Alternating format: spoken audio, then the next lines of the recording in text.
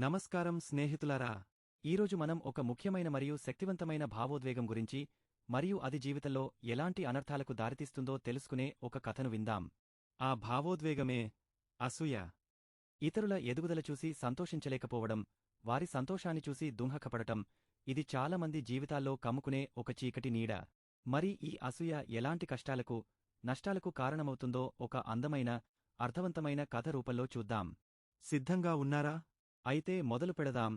అసూయ తెచ్చిన అనర్థం కథ. అనగనగా ఒక ఊరిలో రఘు మరియు వాసు అనే ఇద్దరు స్నేహితులు ఉండేవారు. వారిద్దరూ పక్కపక్క ఇళ్లలో ఉండేవాళ్లు. దాదాపు ఒకే రకమైన పరిస్థితుల్లో పెరిగారు. రఘు చాలా కష్టపడే తత్వం కలవాడు. ప్రతి పనిని శ్రద్ధగా, ప్రణాళికతో చేసేవాడు. వాసుమాత్రం కొంచెంలేజీ, బద్ధకస్తుడు. తక్కువ శ్రమతో ఎక్కువ ఫలితం ఆశించేవాడు. కాలక్రమేణా రఘు తన కష్టంతో చిన్నగా వ్యవసాయం చేస్తూ కొత్త పద్ధతులు నేర్చుకుంటూ ఆర్థికంగా నిలదొక్కుకోవడం ప్రారంభించాడు. అతని పొలాల్లో పండిన పంట మంచి ధర పలికింది. చిన్నగా ఇల్లు కట్టుకున్నాడు. పిల్లల్ని మంచి బడిలో చేర్చాడు. రఘు ఎదుగుదల చూసి వాసు మొదట్లో సంతోషించినా నెమ్మదిగా అతని మనసులో అసూయ చోటు చేసుకుంది. నేను కూడా అతనితో పాటే కదా పెరిగాను, మరి అతను ఎలా అంత పైకి ఎదిగాడు? నాకు ఎందుకు అదృష్టం లేదు అని తనను తాను ప్రశ్నించుకోవడం మొదలుపెట్టాడు. రఘు కష్టాన్ని చూడకుండా కేవలం అతని ఫలితాలను చూసి వాసు మథనపడ్డాడు. అతని మనసులో అసూయ అనే కలుపు మొక్క రోజురోజుకీ పెరిగ పెద్దదయింది.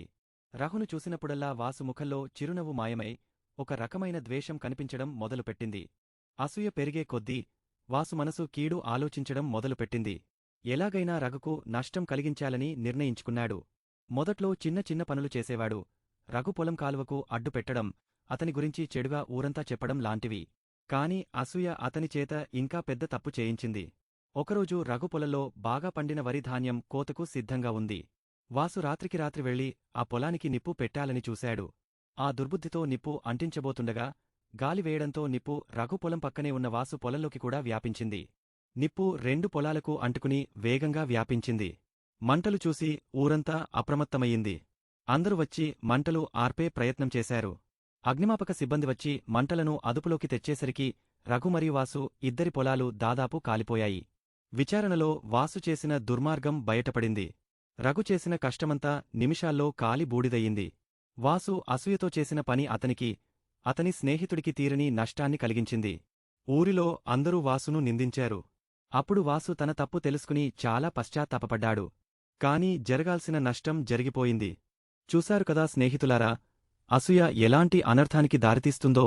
ఇతరుల ఎదుగుదల చూసి అసూయపడటం మన శాంతిని మాత్రమే కాదు, మన జీవితాన్ని కూడా నాశనం చేస్తుంది. కష్టపడితే ఎవరైనా పైకి రావచ్చు.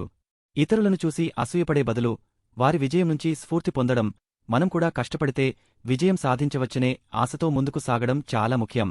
అసూయను వదిలిపెట్టి మన జీవితంపై మనం దృష్టి పెడదాం, కష్టపడి ఎదుగుదాం.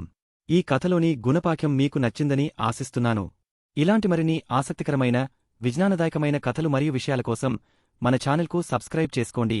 వీడియోను లైక్ చేయండి మరియు మీ స్నేహితులతో పంచుకోండి. ధన్యవాదాలు.